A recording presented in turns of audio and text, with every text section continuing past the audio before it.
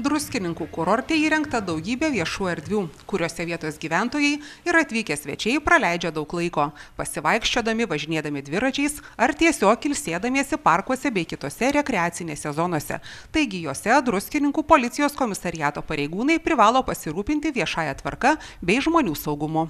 Tokiose erdvėse policijos patruliavimą pėsčiomis apsunkina dideli atstumai, o automobilių eismas yra uždraustas.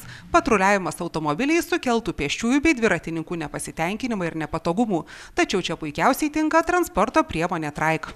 Trečiadienį naujasias Druskininkų policijos komisariato įsigytas transporto priemonės apžiūrėjo ir Druskininkų savivaldybės meras Ričardas Malinauskas bei jo pavaduotojas Linas Urmanavičius.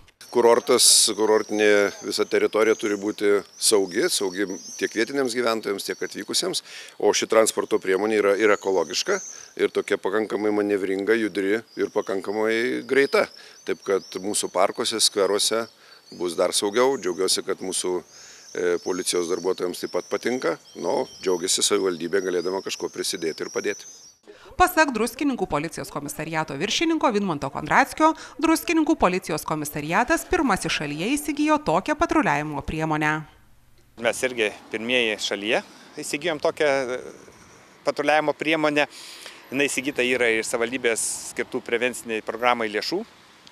Tai manau, kad labai tikslinga panaudota ir tai sudarys mums galimybės patruliuoti dviračių takais, galima važiuoti šaligatviais, parkais, skverais, o druskininkai tuo pasižymi, kur daug poilsiautojų, kuriem reikia užtikrinti miesto saugumą.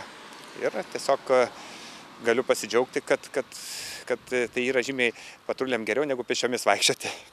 Ar jau teko ją išbandyti ir kaip reaguoja žmonės?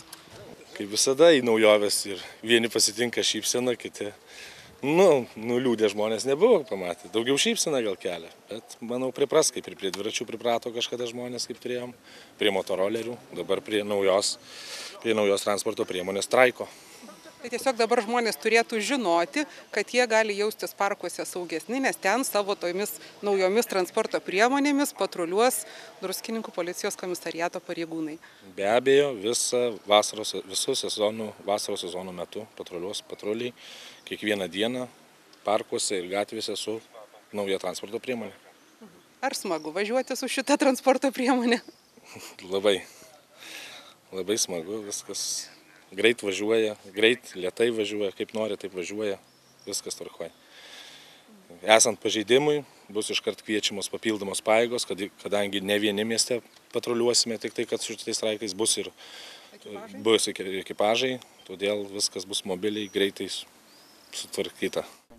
Naujosiomis triratėmis transporto priemonėmis visą vasaros sezoną pareigūnai kasdien patruliuos visose Druskininkų viešosiose erdvėse.